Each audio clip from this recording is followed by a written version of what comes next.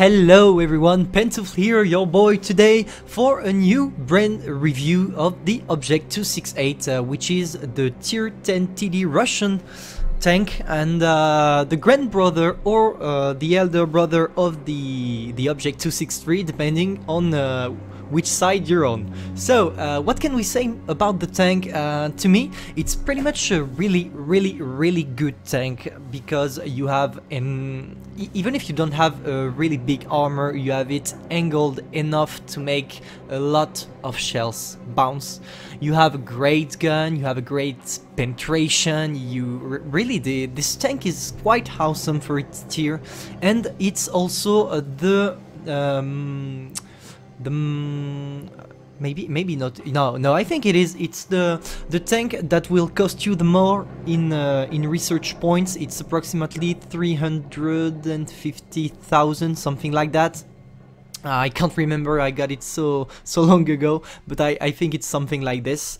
So let's review the characteristics more clearly. So first of all, concerning the protection of the tank, hull armor front 187 at the front, 100 at the side, and 50 at the rear. So concerning the rear and the side, of course, everything is going to penetrate you.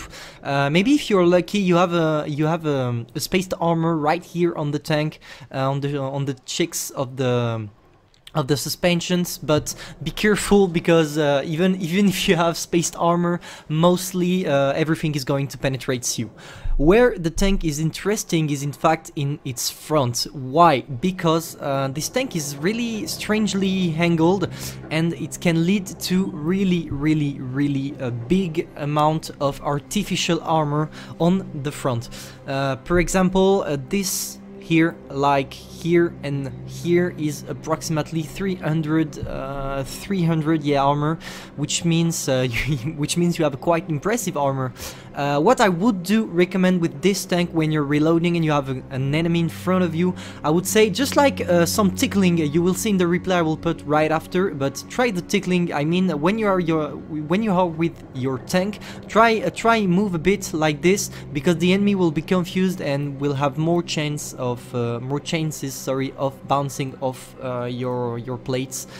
Only weak spot of the tank, which is a really big weak spot in my opinion, not big in the size way, but a big in a meaning where even big HE can penetrate you. It's right there. Here, this thing here is 90 millimeters, which means everything which has more than 90 millimeters of penetration will make it through this weak spot, which kind of sucks in my opinion, but of course you need weak spots on a tank. If not, it's going to be OP, such as like the WZ-120 1GFT. So let's review the gun now. So concerning the gun, we have a pretty good gun, a rate of fire 4.69, which means you reload in 12.8 seconds. You have a really good penetration, 303 at standard shells. You have 380 with the heat shells, which is quite impressive. Honestly, it's epic. And the high explosive shells with 90 millimeters of penetration. Average damage, it's 152 millimeters. So basically, you have the average damage of every single tier 10 TD tank, except for the Yak E100 and the FV, but you have 640 with the standard shells, 545 with the gold shells, and 960 with the high explosive shells. A really good dispersion for a Russian tank, 0.30. It's quite it's quite impressive, honestly. 0.30 for a TD, and of course for a Russian tank, it's really awesome. You have a good aiming time to 4.1. It's not I'll say it's average. It's not the best you have in tier 10, because you have the Grill 15, which is at 3 seconds maybe, something like that. But it's not as worst as like the Yak Panther E100, which has 5 seconds, something like this. I will just say it's average. Concerning the view range, also the view range of the tank 260, it's quite poor, but you don't really care about these statistics because you're a TD. You are not supposed to go and hunt for mediums. You are supposed to be a bit away from mediums. Mediums of your team are supposed to spot for you. Concerning the engine, a really good engine that allows you a great mobility, 880 horsepower. It's a really good power to ton ratio, honestly. You will go around 40 kilometers with this tank, but it's quite enough, and you also have a good suspension. Traverse speed is not that bad for a Russian tank. I mean 35.62 traverse speed, so degrees per second. It's quite good, honestly it's good. So to make a statement about this tank, I would say that it has a troll armor, it also have a good gun, it also have a good mobility and a good acceleration. The only thing I could say about the tank is that the ammorack is really weak.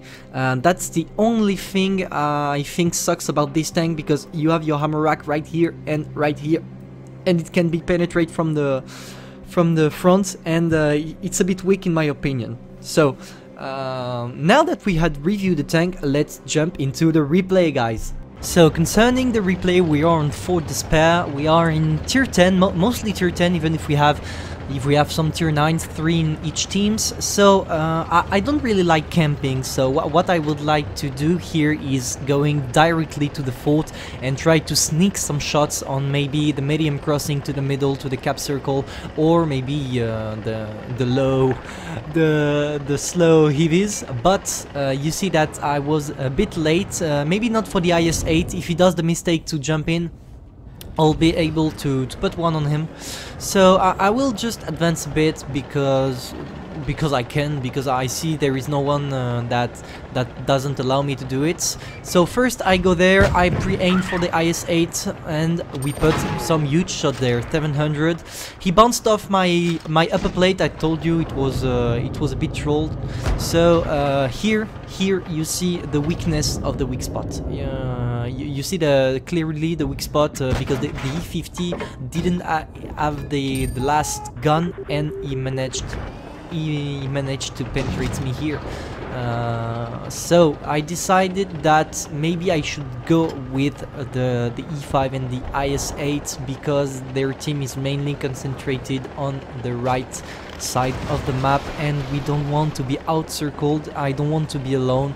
So let's focus on the big guns. So I pre-aim for the FV. We put him one. We are lucky here because I didn't really aim at him.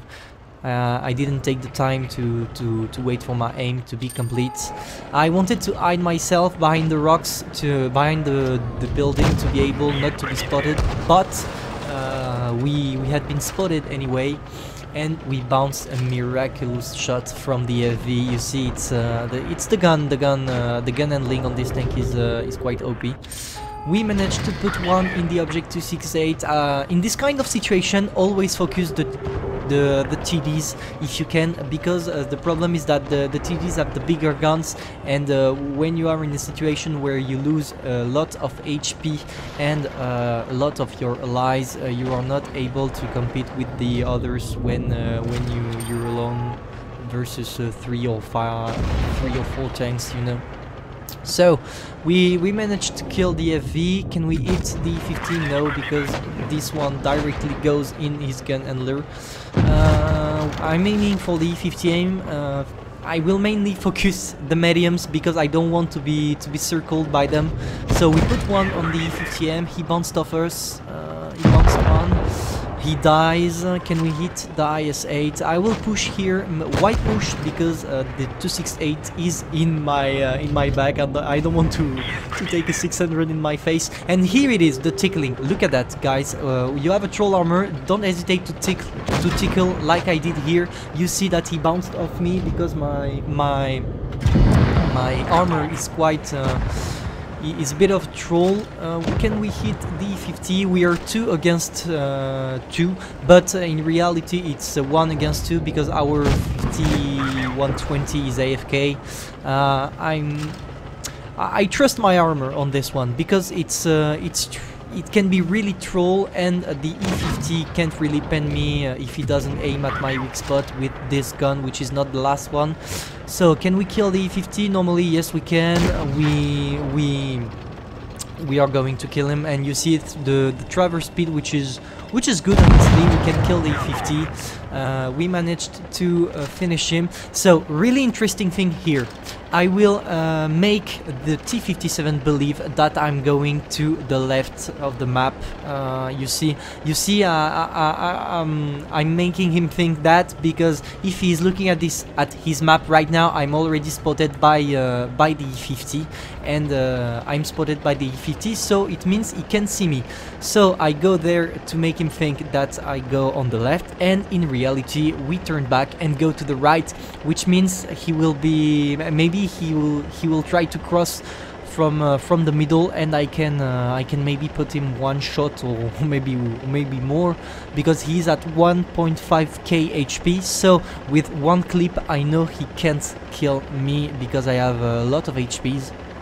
So I'm quite confident on this one, and you see I was right. The T-57 Heavies tries to go to the left and comes back to the middle to maybe take the cap circle, because you see only 2 minutes left on the match. It's quite interesting. It's going to be interesting. I love this kind of matchmaking where you have only 2 tanks remaining, one in each teams, and you don't know if someone is going to cap or something else.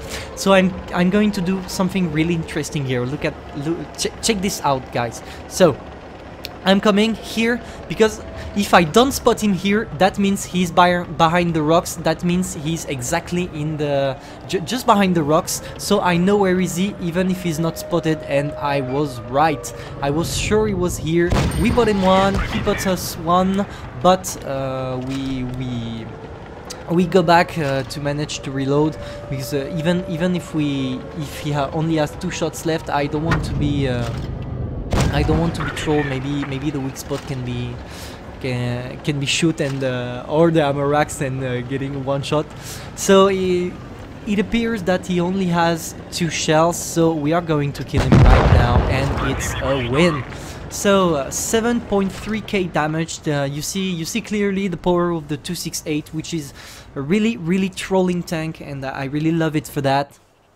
So the battle is finished, master, great caliber, etc. We managed to do 1.5k XP, I guess, with a total income of credit, not bad, 54k. That was awesome. So I hope, guys, you enjoyed this video, you enjoyed the replay, and you enjoyed the review, and I hope it was useful. And don't forget, you are not here to be better, you're here to be the best. Pantoufle over.